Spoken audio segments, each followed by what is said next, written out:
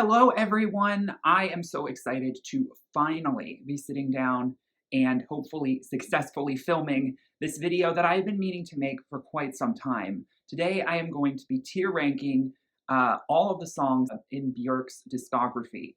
Björk is a singer who I have reviewed all of her albums for on this channel. I've been a big fan of hers for quite a while, not as long as many fans, but because I didn't find her until about a decade ago.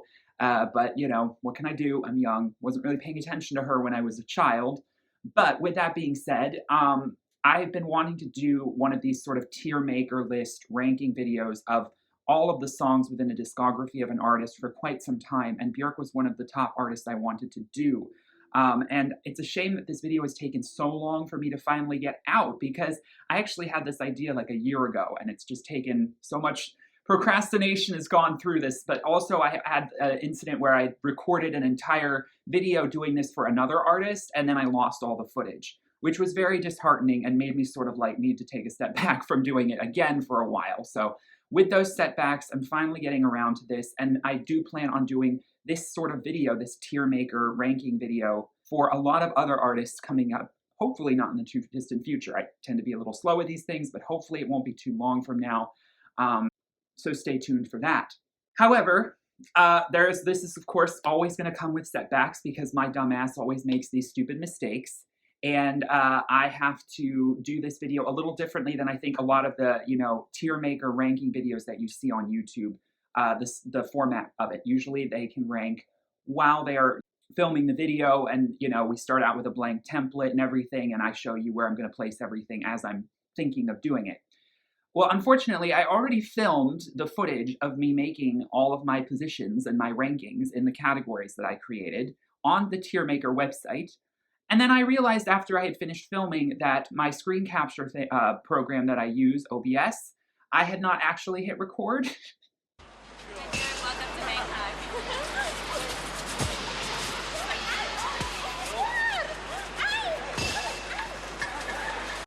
I had done something really stupid and thought I wasn't recording, and then I needed to hit record when I actually turned off the recording. So for the whole video, I didn't record a single bit of that screen capture. So instead of remaking my list, I've decided to do this video a little differently. I am going to be sharing my tier maker ranking after it's already been completed. So I might make a few edits as I'm looking at it. And just talk about why I chose to play songs where I did. And I'll do it tier by tier, starting at the bottom, going up to the top. It's just how this video is going to have to be. In the future, when I do these kinds of videos, I'll do it the way that you see all other YouTubers do it. I will do it live, so to speak. Not live, but you know what I mean. I'll start with a blank template and place things as I talk about it. So that's just how this is going to have to be. I apologize. It's just the only way this video is ever going to get made. So I'm here on the Tiermaker website, and I'm not going to reveal my list yet because, like I said, I'm going to slowly scroll up each category, talking about why I chose to place songs in each category. And I'll talk about the name for each category that I created, because I'm using a template that I created over a year ago on this website with all the songs that I chose to include and all of the category names, the ranking spots. There have been other people who have made them as well. I just wanted to use my own. And you can use it yourself if you would like to. Just search Björk and you'll see it's one of the ones on the Tiermaker website that you can use and make your own ranking chart for. Now, I want to precursor this video by saying that I am ranking all of the songs within Björk's discography, but also not all of the songs. I am basically ranking all of the songs off of her official studio albums, especially, if you consider Debut to be her debut album.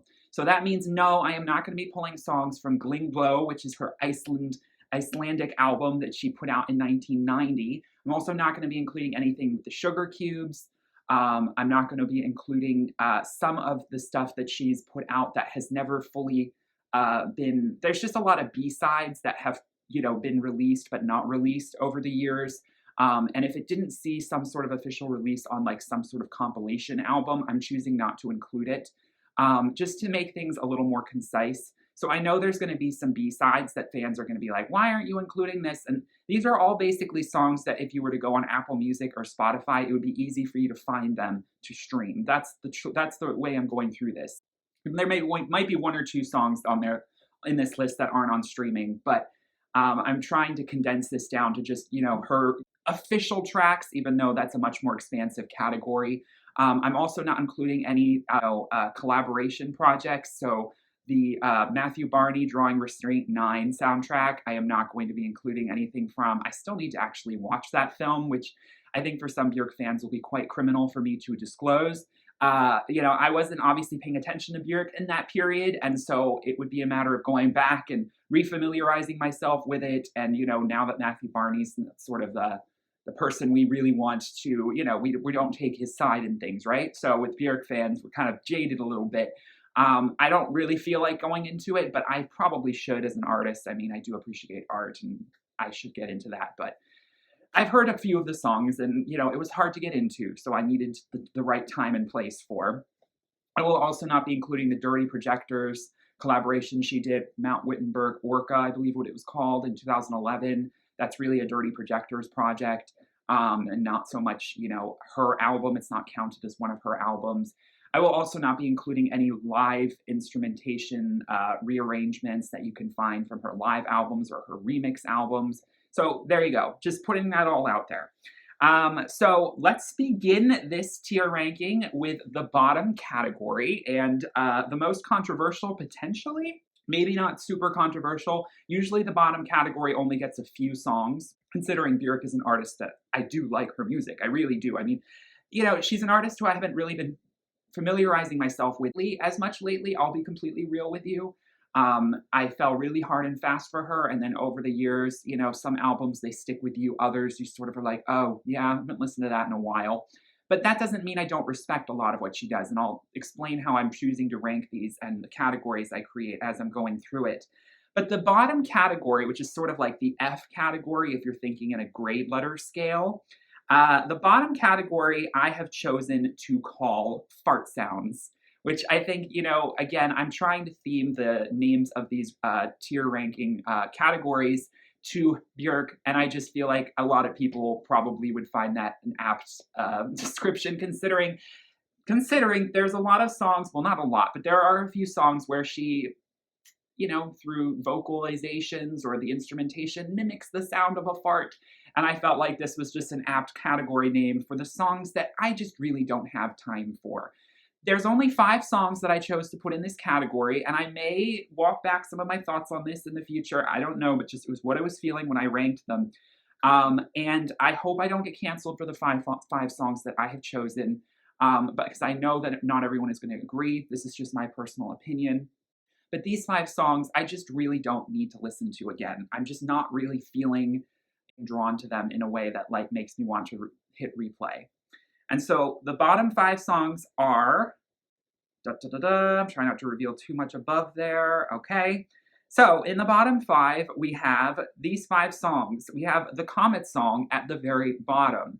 I think a lot of people will probably forget that this song was ever released. This was a song that was a charity single that she released in 2010. I believe it was for floods in Pakistan, if I'm not mistaken. And it's only 2.5 minutes, and it is very experimental, sort of like a weird dystopian lullaby with a ship theme.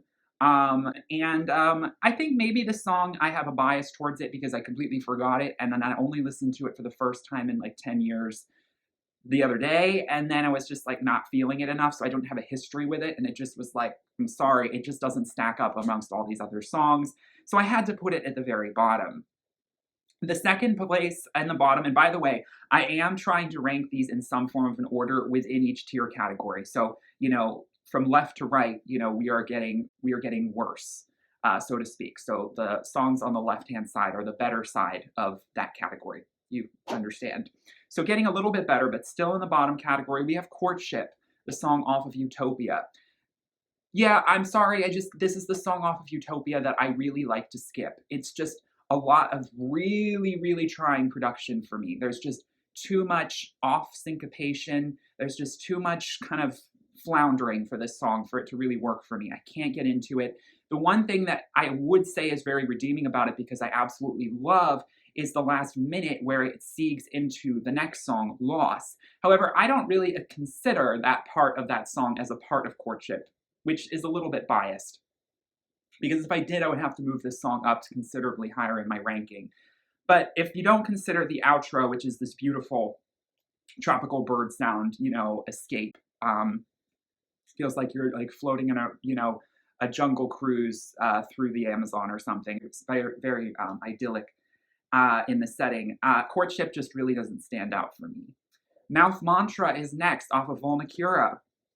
I think this is going to be one of the most controversial placements in this bottom 5. The song is just way too long for me. It's a similar issue to Courtship, one of the more indulgent, you know, highly experimental, doesn't really hit the mark for me.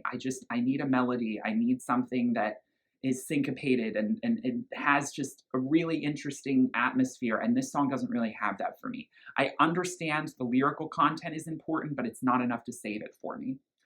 Hollow off of Biophilia. This is a song that I felt like I was forcing myself to like and appreciate when Biophilia came out, an album that I like to defend amongst Björk fans because a lot of people point to it as one of her weakest. But I'm realizing my patience has run dry with this song. And again, it's a bit too long. It's just overstaying its welcome. It's a little too it's too Björk, and it's not in a good way. I do appreciate what she's doing, the sentiment about it, the spiritual essence to it, but it's just not going anywhere for me. It's very hollow, in fact, in the production. Could have used maybe even a little bit more with the electro glitch production on it, and it just falls flat. And then this one I really struggle with. Where is the Line off of Medulla? The music video honestly terrified me when I first saw it. Keep in mind I was a bit younger, but not that much younger. It wasn't like I was a kid. The music video is to make the song interesting, but I don't ultimately come back to this song. It's, again, not a song I really enjoy listening to. I just find it very abrasive. But maybe it's also because it conjures up the image of the music video. And as I'm saying this, there's a part of me that's like, I think I still respect this song a little bit more than others I put in this category, but I'm going to be a little on the harsher side because I'm feeling harsh today, and I'm putting it in Fart Sounds. I'm really sorry. It's just how this cookie is crumbling. Please don't cancel me. All right, so the next category, these are going to be songs that are called questionable. So these next couple songs are songs that, look, I don't think they get a passing grade for me personally. They are not songs, again, that have much replay value for me.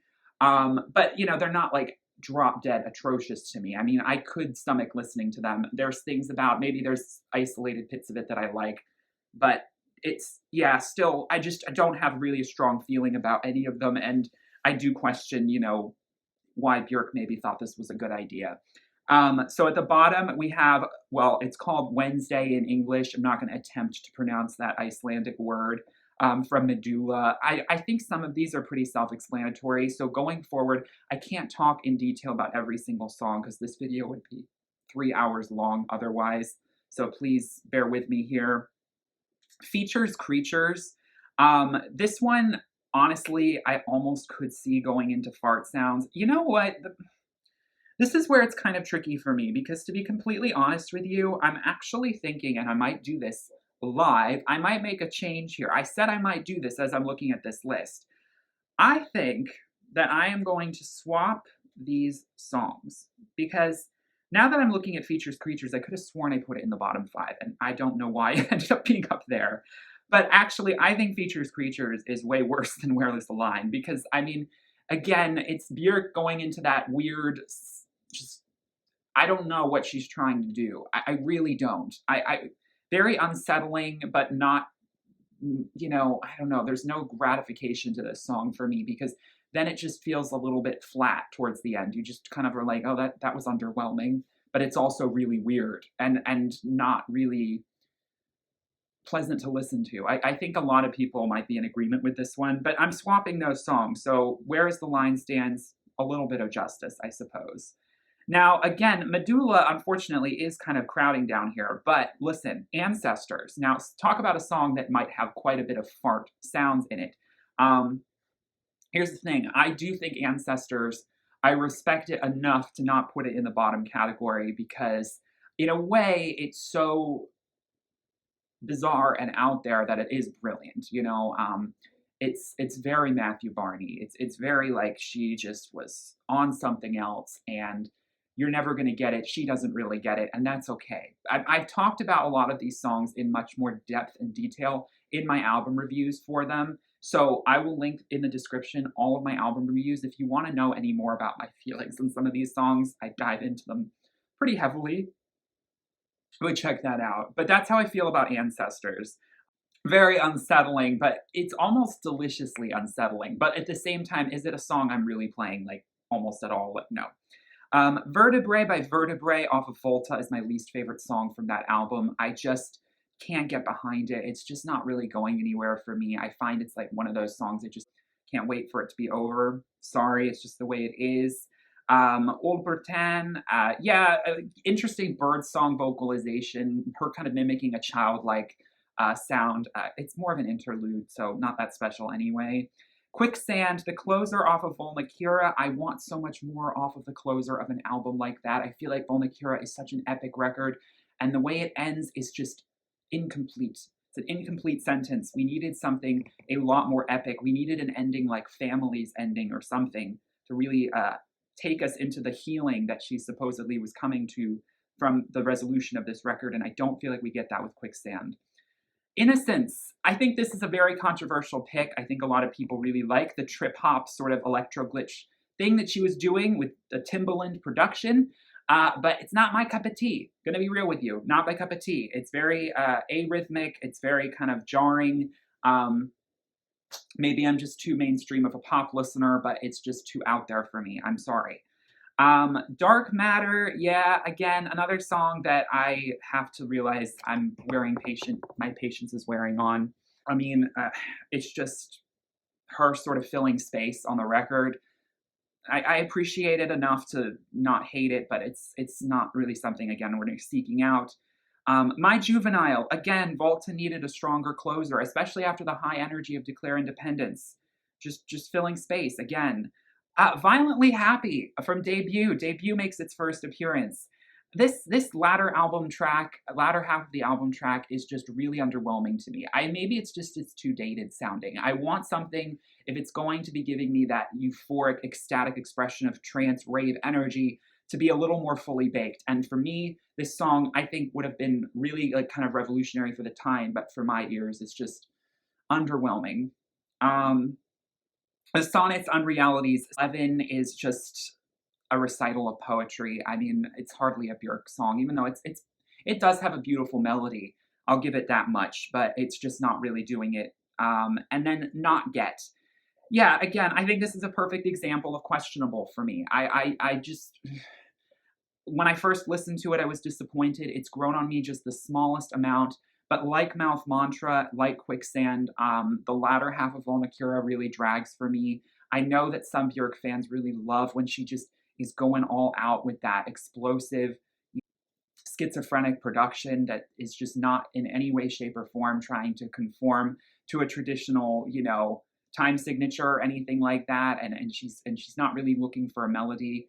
But it's an expression of pain that can be a little painful to listen to. That's all I have to say about that. Okay, so the next category. Again, I tried to theme these as interesting as like possible, but some of them I just didn't know what to say. These are songs that they are on the passing line. They are on the line of passing grade for me. So, you could consider them C's, though I would kind of consider them C, D territory. But these are songs that, I don't really have a very strong opinion negatively or positively about. They're just sort of there for me. They're like, oh yeah, that's a song by Björk, but it's not really a song it's nowhere near my like greatest hits. It's nowhere near my best of. But by no means do I think it's that, atrocious or anything. I think that there's merit to a lot of them. We have Crying from Debut. I have similar issue to Violently Happy for me, just forgettable. Claim Staker, again, I don't really come back to that song. I don't really remember the melody. I just don't get a lot out of it. But, again, there are worse things. Calm, which is what that means in Icelandic, is on, I think, only the bonus edition of Medulla. The deluxe edition, again, it's more of like an outro. Again, it's a great use of her vocalization abilities, but that's all it is. The Dull Flame of Desire, another very indulgent duet with, and forgive me, I forget what her name is, because I know what her, dead name is from when, before she transitioned. But it's just not in my head at the moment. But the collaboration, it's a bit trying with its length. I feel like it's a song where they forget that the audience is listening, because I want more happening with the construction of the song than just kind of going one off of each other with the echoing sentiment, the same notes in the chorus just over and over. And if it was shorter, I would love it more. It's definitely got that beautiful trumpet orchestral feel behind it. There's something epic there, but I want more from it. Paradisia interlude, nothing else to say, but not anywhere near the high level of flute playing that we get on some other tracks. I feel like this one is not as idyllic and blissful sounding as some of the other offerings we get with that.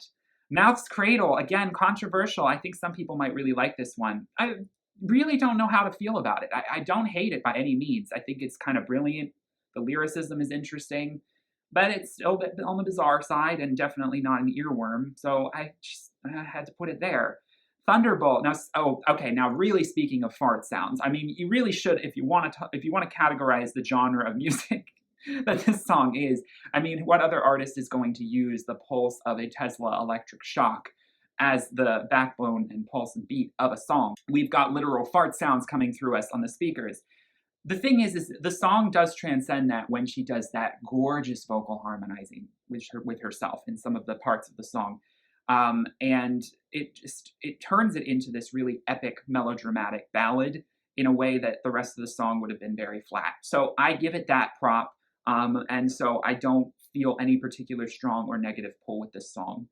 I Go Humble. This is a B-side off of Post that was eventually released officially under the Family Tree exclusive collection, which came out with Greatest Hits in 2002. I don't know. It's just a B-side. I kind of understand why it was cut from the record. Okay, it's not really anything special. It's not really particularly Björk, though, especially Björk of today. The modern things off of Post, probably the most forgettable song off of Post. Probably the most forgettable. I mean, it's an interesting sentiment with the lyrical content, but I think she can do much better. The Anchor song, a bit juvenile. There's still something very heartwarming about it. There's something so grounding. I mean, obviously, it reminds her of childhood and home in Iceland, and that's a perfect way to end debut as an album, but I just feel like you obviously can sense that there's better things to come after a song like that. And then Adam Dance, again, we have the two Anuni, that's her name. We have the two collabs with Anuni here, and both of them I just feel go on a little too long. I think Adam Dance has a little bit more interesting, vocal harmonizations. It changes things up just a little bit. It's very kind of shimmery production around it. Not entirely a big fan, but I also am not going to necessarily say it's a bad song. Carvel, again, a B-side from the 90s. I can't exactly remember when it was released, before it was released on the Family Tree exclusive collection. Yeah, very dated 90s propulsive kind of trance pop music that's kind of fun, kind of catchy. Yeah, I'll put it on. We're starting to get in the more positive direction here. I Miss You, the very kind of wonderfully wacky music video accompanying track from Post that I think a lot of people remember as just kind of a big WTF in their minds, but like perfect quintessential way of Björk making a sort of more pop melody, her own kind of unique, crazy spin on it. And then finally we have Lion Song. So again, a perfect example of a song that I am so lukewarm about. I just really don't have any other feelings about it. It's there. The melody could be stronger. There's a lot of things that could be better about it for me, but I also really appreciate it. I just don't feel that particularly strong about it. But the next category, now I know I say a lot that I respect these songs, even though I'm not a big fan of them. I don't respect them that much. They're easily throwaway songs. If these songs disappeared off of their albums, I wouldn't really be missing much, except for maybe I Miss You and Lion Song. And so the next category is called We Appreciate Her. And basically, these are songs that I understand why she made them, and I wouldn't necessarily trade them for something. They're definitely passable. They're definitely not bad songs. They're just also songs that I don't really rave and call home about. They're not really songs I come back to a whole lot. But unlike the bottom, the row below, I can't speak. Unlike the row below it, if the songs were to suddenly disappear, I wouldn't feel like I was missing them, unlike these songs. So we finally have our first song from Dancer in the Dark soundtrack, Selmasongs, Kvalda. Um, a lot of the songs from that soundtrack are in this category. I haven't really listened to that soundtrack besides the beautiful closing song in quite some time, and there's a reason for it. I mean, the movie I haven't even seen in 9 years, I believe now, and I don't even know if I'm ever going to see it again. I watched clips of it when I was getting ready to do this video, and it's just too painful to watch that performance of hers. That movie, not to mention knowing all the Lars von Trier stuff now with how you treated her. It's too painful, and the musical element is what really elevates this film, and the music is so strong. But some of the songs are, they're only fitting in the movie. I don't really get much else out of it if you take it out of the movie. We have Hope off of Volta. I do really love the instrumental in this one. I feel like it's so Eastern and so beautiful. I just don't really quite understand the lyrical content. It doesn't quite grab me the same way as other songs might. And I respect it. In Vanessa Hudgens' words, I respect it, but I don't want to say, I'm not going to rave about it. You've Been Flirting Again. I don't know what else to say. It's forgettable. But it is a soft, beautiful moment on post. I will give it that. Okay, so again, we have some of the Selma songs here. Atlantic is a bonus track off of debut, and I almost didn't include it in this, but for some reason it is in here. Just very interesting. I find the flute that they use reminds me very much of like Legend of Zelda soundtrack, just like video game soundtrack, which I do find alluring. Big Time Sensuality. This song was big when it dropped. I think it's just very dated sounding. I know a lot of Björk songs love it, but I am just not really not really listening to it very much. But I really appreciate, what she was doing and how she was just really kind of tearing up the sort of jazzy dance aesthetic in the 90s. A Rise in My Senses, or A Rise in My Senses. She pronounces it as A Rise in My Senses. Yeah, not really the strongest intro for that album. I was a bit disappointed with it. It's very eruptive, it's very fountainous, but it's a lot. It's a lot, and it takes a while to digest, and afterwards you're just sort of like, okay, that was a song. I appreciate it, but moving on. My Spine, so the one new song we get off of Telegram, which was her remix album of Post that came out in 1996, a year later. Really interesting percussion that she's using, this sort of like tinny percussion that accompanies her just sort of sexually, tenderly expressing this feeling of sexual tension, which Post does so beautifully. I mean, she so elegantly describes such primal feelings on that record so masterfully. Earth Intruders, I mean, we're getting into a much more fond territory here for me. I think we're starting to pass the point of where I'm like, I don't really like these songs. And I'm like, I do enjoy Earth Intruders. There's a moment for it. Body Memory, if it was shorter, I would get more behind it. Again, similar thing. Sometimes I'm in the mood, sometimes I'm not. I think the song definitely gets better as it progresses. Aeroplane, very interesting, kind of experimental, softer song off of debut. Natura, charity single from 2008, I believe. It was for an environmental awareness thing in Iceland. The sound of volcano erupting. I mean, Björk is so apt for making a song that sounds like this. And yeah, very appreciative of it. Heirloom. This is the first Vespertine song to appear on this list, if you might not have noticed. My least favorite song on the record, but you know what? I still appreciate it. Vespertine is such a strong record that my least favorite song, coming this low, I don't really want you to see that as like a real slight against it. I think that this song is still very, very brilliant. But there are stronger ones. Sweet choral moment from Medulla. Again, I mean, I have to go through these a little quicker. Headphones, the closer on Post, so soft, so understated. Do want a little bit more from it though. Mother Heroic, B-side from Vespertine. Just like a nice sort of xylophone kind of entrancing melody. Sun in My Mouth, again, a little bit more on the forgettable side from Vespertine. Um, her reciting poetry, so it's not entirely her own lyrics, but still a gorgeous melody that erupts out of it. Show Me Forgiveness, I mean, again, it's like a 30-second little expression of vocalization from her, hardly a full song, but I have to appreciate it because it is just such a call to forgiveness for yourself that I felt very spoken to by for the first time when I heard the album. So it holds a special place for me. I appreciate it.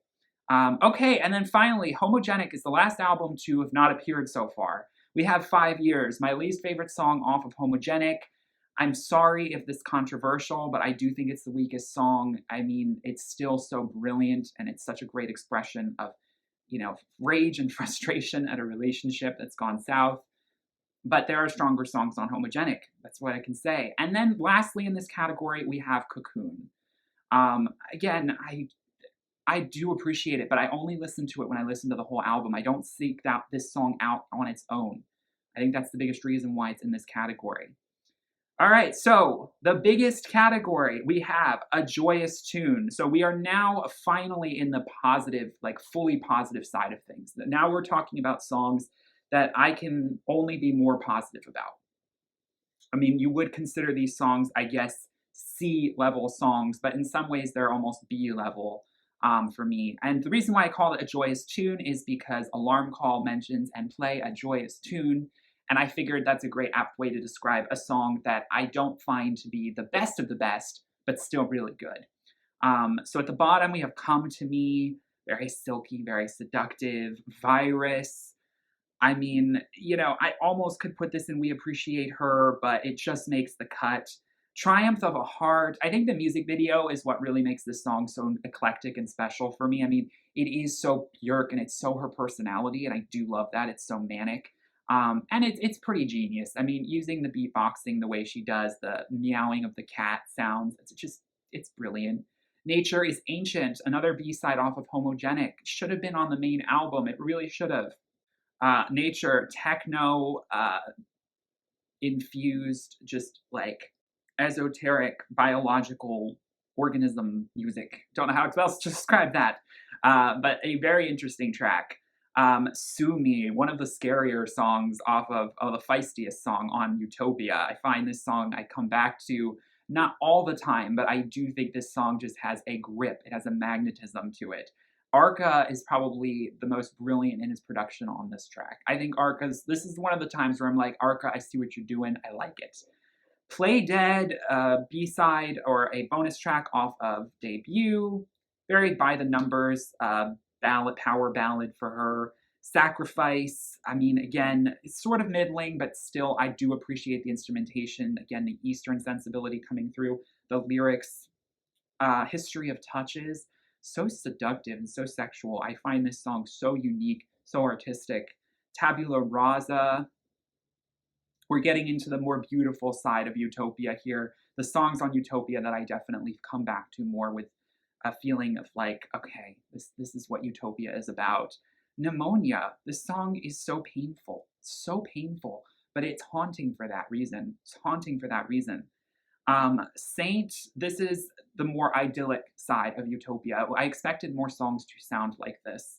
And then Future Forever I put right above it because I find Future Forever to be a pretty beautiful closer. I mean, it's grown on me over time. It's very simplistic. Maybe I want a little more from it, but it has potential to be extra, like next level, but it's still, as it is, I think, a very wonderful song. It's Oh So Quiet. I would put this higher if it wasn't a cover. This song is brilliant, but it's not really her song. I do think her take on it is absolutely brilliant, though. Who Is It? One of the big singles from Medulla. Such a great melody. Sing along very easily. There's More to Life Than This. It's just a party song from the debut album, which I think captures the feel of being in the, club scene of Reykjavik in the 80s and 90s so perfectly.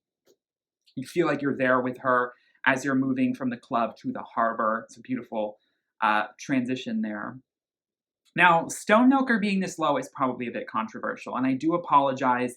I just don't personally find this song nearly as strong as the songs that, on Homogenic it's referencing in some of the melody construction. I appreciate this song. I honestly, I will do one little swap. I am going to swap it with 107 Steps because I do feel like that song should be below it.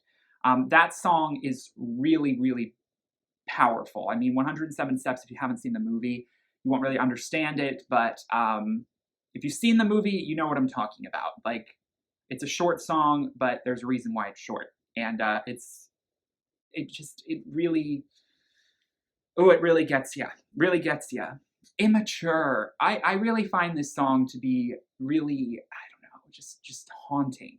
It's very haunting. Even though it's a bit more on the simplistic side for Homogenic, I come back to it. One Day, I love the baby. I mean, reminds me of, because I was a baby when this song came out, 1993. So hopeful. Enjoy. Oh, I mean, this song has only grown on me. I first wasn't so into the techno industrial side of things, but I think that's some of the stronger sides of post. I think it really gets under the skin. Crystalline, I mean, this is why I'm a Björk stan. I mean, who else is making music like Crystalline? When it came out, I was just like, wow. Yeah, I have nothing else to say. Generous Palm Stroke. Now, this version came out officially in a live format on the Family Tree collection, a 2001 harp rendition that she does, which is really beautiful. But there is a studio cut that I don't know if ever it got officially released anywhere, but you can find it on YouTube.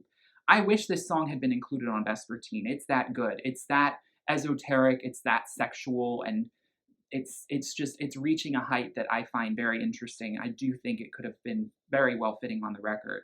Utopia, I mean, again, a similar thing. I mean, we're just getting into the more sort of elevated aspects of Björk. I See Who You Are, the instrumentals. I mean, come on. Cosmogony. I find the Serbian Gene mix more interesting personally when they strip it back and the trumpets are more pronounced, but still a gorgeous melody. I mean, probably one of her most epic cinematic melodies she's ever composed.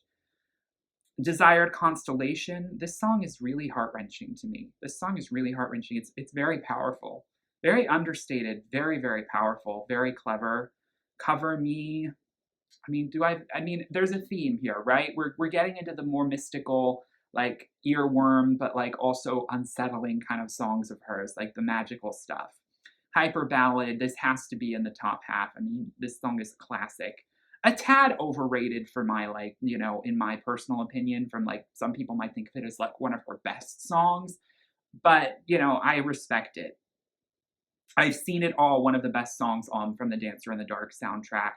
It's in Our Hands, feels like a children's nursery rhyme that she's just turned into her own, completely wacky but very uplifting melody and production. Declare Independence. I mean, come on.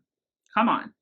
This speaks for itself. I've spoken about our family. The ending is what elevates this song. I do think the beginning part, it's okay, but the ending is what really sells it. I mean, we have such a gorgeous cosmic feel to the end of this song. I mean, it's a warm hug. It's a warm hug on a cold Icelandic night.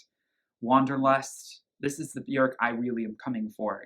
I mean, what she's doing on Wanderlust is very interesting to me. Blissing Me. Yeah. What need I say more? The Pleasure Is All Mine. One of the best songs on Medulla. One of the best songs on Medulla for me. I come back to that one, and when it opens the record, I'm just always blown away. Bachelorette. There are better songs on Homogenic for me, but I'll always appreciate Bachelorette, what it's doing. Pagan Poetry. It's a similar thing. I think some people might rate it higher. You might be surprised that I'm not putting it in the B or A categories, but for me, there are stronger songs, but I really do consider these one of her best songs. Frosty, the intro to Aurora. I could almost include them as one song, but I just did decide to separate them. I am a sucker for music box melodies. That very like crystalline Nordic sound that it has makes you feel like you're in a fairy winter wonderland forest. Oh, so seductive, so encapsulating. Solstice. A lot of people probably would put this a lot lower. They think of this song as half-baked or very sleepy. I love the pendulum instrumental. I find the melody so entrancing, hypnotizing, magical, Eastern, very kind of, there's like a Buddhist sentiment to this song that I find very spiritual. Like there's something very powerful about what she's created in this song. And so for me, it's high level for her. Army of Me, I mean, just and you know, emulated, kicking off Post with a bang. What else can I say? Harm of Will. I'll never understand the lyrics. I'm done trying to understand the lyrics, but the choral moment we are always here for. Like Someone in Love, the very saccharine and innocent, and something that's very remarkable for Björk. She doesn't really go that saccharine a lot of times anymore, but and traditional. But when she wants to do a traditional lovesick ballad, she will go there and she can sing the phone book, and it's very beautiful. For people who say she sounds bad when she sings, listen to her sing Like Someone in Love. Come on, that is gorgeous singing. Undo, I mean, oh my goodness. I mean, what else can I say? Transcendent. And then we have Alarm Call. I actually am more of a fan of the music video remix that was made that came out a year later for the music video. Just a little poppier, gets a little bit more under your skin. I find the slightly slower tempo album version to just be a little harder to get behind because Alarm Call is meant to be very pop. And I think it needs that faster tempo to really sell it. But plus you've got a little bit of that disco, you know, string section coming in, which just I think gives her a little bit poppier of a sensibility for radio. But love both versions. Play a joyous tune. All right. So we have the B category or just the A category. These are songs that are next level. Okay, Björk is starting to really transcend anything that her peers could ever do on these tracks. Human Behavior, her first ever single. Need I Say More? Mutual Core. For most people, the strongest song on Biophilia. There's a song I have a little higher than it, but that's just a personal thing. Mutual Core is the most interesting song on Biophilia. I do appreciate that. Pluto, I mean, oh my God. I mean, just what else can I say? Pluto takes you there. Pluto is manic, and I love it. It's delightfully manic. We all need a little bit of Pluto in our lives sometimes. It's just obviously not a song that you're going to play to your parents in the car. I've made that mistake. What is this? Can I turn it off, please? Yeah, it was a bit embarrassing. Okay, Moon. Yeah. No, a lot of people might again be like, "What? I'm a harp girl. I'm a harp girl. I'm sorry. I'm a hippie forest harp girl. I am going to be a sucker for this." I mean, the arpeggio that just repeats, it's so pagan and so ancient and so feminine and just it's so alluring and captivating and mystical, and I'm here for it. Aurora, I mean, she's speaking from the glaciers here. I mean, this is music of the spheres. This is music when music feels elemental in nature, when it feels like it's like the snow is actually singing, like there's something very primal and ancient about the melody she's making and the oh my God, I can't. The Gate. Oh my gosh. I mean, talk about such a promising opening for Utopia. This another very transcendent, experimental moment for her. Very profound, very elevated. I'm just actually in awe of this song. Don't listen to it a whole lot these days, but I really, really love it. Oceania, when again she gets elemental. The ocean is singing. It sounds so apt for what she's singing about. It just is the perfect blend. She's a real maestro with these ones. And Echo a Stain, I mean, this song goes places. I get tingles. I get tingles. Possibly, maybe an introvert's dream song, an introvert's flagship song. I love the lyrical content, love the jazzy, sultry production, the way she just words those silky notes around the seductive lyrics. It's so her, and it's so something I can't get enough of. Black Lake, I mean, come on, you knew it was going to be up here. And magnum opus. New World, again, now this is the most cinematic song she's ever made. I mean, New World is that melody. I mean, there's a reason why she sang it at the Oscars. I mean, come on. Isabel, I believe this is my top song from Post. Isabel is that bitch. Isabel is that bitch.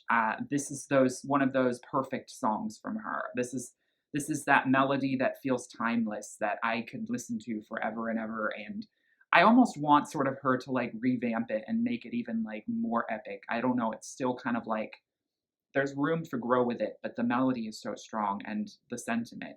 Loss, I talked about it a little bit with Courtship. I mean, Courtship is underwhelming, but Loss is like, wow. And it's the one song that Arca didn't touch on Utopia, and it's my favorite song on that record. So that says a lot about how I feel about Arca's production. Hunter. I started to get in this point, like, is this the final, is this top tier? I mean, we're getting into the top 10 here. Hunter is just the perfect opener to Homogenic. It takes you at the beginning to this earthy primal place. And it's just what Homogenic is. I think is a perfect example of what Homogenic is. And then Unravel, which is also, I think, capitalizing on that. Very scenic. I find, like, I was so lucky when I first discovered Homogenic, not even a year after fully listening to the album for the first time. I had the pleasure of going to Iceland with my family and being in the car and driving in 2011 through those scenic vistas, listening to this album was the perfect setting to hear this music. And I'm so glad I had that opportunity a year earlier, and I wouldn't have known Björk if I had gone a year earlier. It was the perfect time, and I'm so glad I have those memories. And I want to go back to Iceland so bad because listening to these melodies overlooking the Icelandic landscape, it's like Iceland is singing to you. Venus as a boy. Venus as a boy. I mean, come on. This is like top tier. This is top tier. What else can I say? One of her catchiest songs, probably. I mean, you know, again, some people might think of it as a bit basic because of that. Like, oh, this is just their catchy pop stuff. No, there's a reason why this song is so applauded and critically acclaimed. It is that good. Her vocals are just chef's kiss. And then It's Not Up to You. I mean, this song really takes you on a journey. This song really does. When she gets a little bit musical, and I'm not a musical fan, like I'm talking like, you know, musicality, like theatrical in her production, in her vocalization, the orchestration, the microbeat management of these songs is just out of this world. So that's why these songs are all next level. But there is one final tier. You might have predicted what songs are in there already by process of elimination. The godly tier. The godly tier of Björk songs. I believe I have 7 songs in this category. And I called this category All Godly Like, a pun on her song All Neon Like, which interestingly is one of the songs in this category. So we have Submarine. I know you might be a little confused. Why you said I don't like the weird experimental stuff that's kind of amelodic. This song is weird and it's very uncanny and bizarre, but it is just a perfect, everything comes together for me in this song so wonderfully. It really takes you to the place it's meant to. I don't know, it feels subterranean, it feels grimy and earthy, and then it feels so esoteric when it needs to be, and it's a brilliant display of, you know, a cappella vocalization. It's absolute art, and it really, I'm also very here for the lyrical content and the subtext around what this song represents. So to me, this is like no one else could. This is godly. We have Unison, the closer off of Vespertine. I mean, what can I say? What can I say? I really like, I don't know how else to describe how beautiful a send-off. I mean, this is why I'm underwhelmed by Quicksand, okay? We have songs like Unison and All Is Full of Love closing off such epic albums. She has usually really good album closers, and then in later albums, she's really dithered with that. And then we have Yoga. I'm going to keep the list as it is. I think some people would put Yoga at number 1. It's been introduced as like the quintessential Björk song and one of the best expressions of emotional Björkism, if you want to call it that. I do love this song and I appreciate it so much, but sometimes I'm a little tired of it being the most overrated song of hers when there's one from that album that doesn't get as much love. But it still is, I mean, you know, what else can I say? What else can I say? I can't slight it. I can't slight it. It is quintessential Björk. It's one of the first songs you'd probably play to someone who's going to potentially get into it. One of the first Björk songs I ever heard. But I put All Neon Like ahead of it, which I think some people might be like, what? I think All Neon Like is brilliant. It's extraterrestrial. It's completely otherworldly. It's just a very interesting approach to a song and it has real, really, it's indescribable. It's indescribable. It's the perfect alien song from her. I don't know a better way to describe that. Hidden Place. So we have the opener and the closer off of Vespertine. Hidden Place is like the absolute divine expression of female sexuality, feminine sexuality, I should say.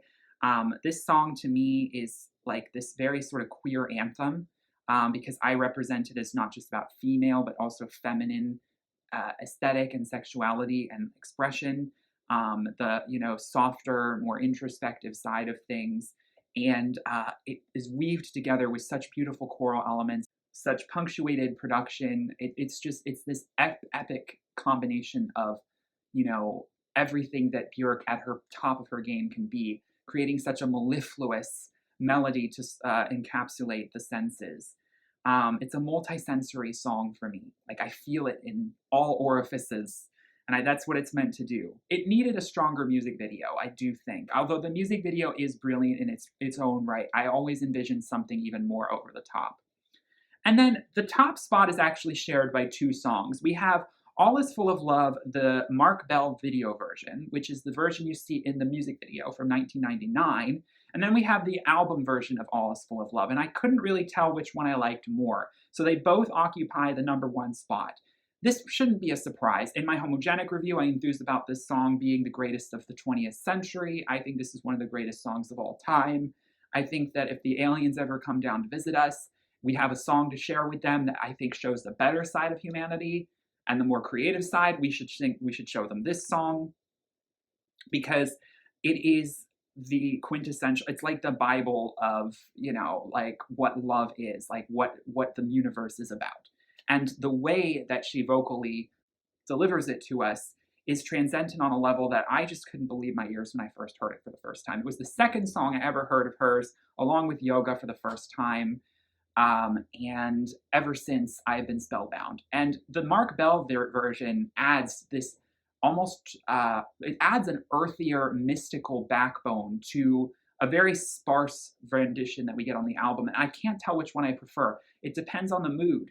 The meditative version that we get on Homogenic, it feels like there's like all of these insects humming at a certain point, hissing, I mean. There's like this hissing, and if you listen to it at a certain volume, it's actually like quite intense on the ears, because at certain points it feels like it's like this massive horde of insects are rising up, and you also kind of feel like you're in the steamy tropical jungle, like a conservatory. There's something very, like, again, Eastern feeling to it, and then in the music, but it's just that transcendent, like, wow, this is what Buddhism is about, right?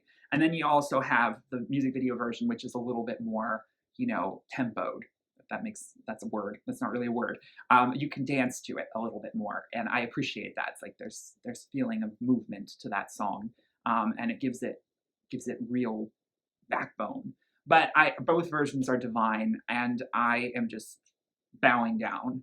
And those are my top songs. That's my entire ranking. And I don't know what else to say. I mean, I'm pretty happy with it. I didn't think too hard about it, but because I kind of just wanted to go with my intuition as I was placing them in their categories. But I'm looking at it now a second time, and I'm feeling good about this placement.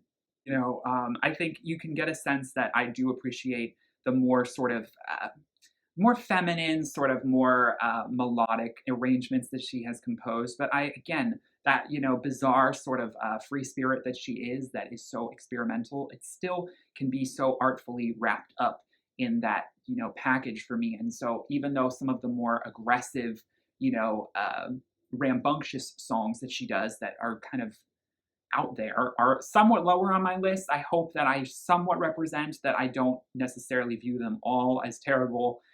Because, I mean, considering me as a Björk fan, I wouldn't say I'm a stan, but I am a fan, and I do really appreciate everything she does. I mean, her music isn't for the common consumer, let's be real. It's an acquired taste.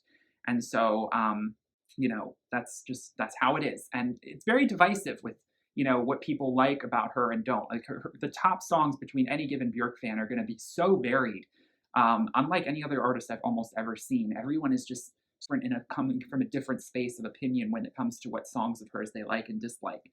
So I would be very interested to see what your thoughts are. What are your top 10 favorite songs, top 20? What are your bottom 10, bottom 15? Um, if you want to make your own template, you know, I'll link the template that I'm using right now. So you can make your own and share your thoughts on my list. And I'm sure there's a lot of things that are sacrilegious that I have just done in some of the placements. So I apologize for that, but it is what it is.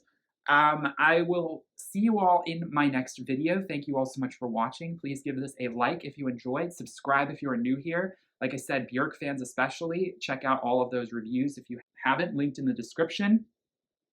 Tons of, I've reviewed them all the major albums. I haven't reviewed Selmasongs, but everything else I've reviewed besides the collaborative albums.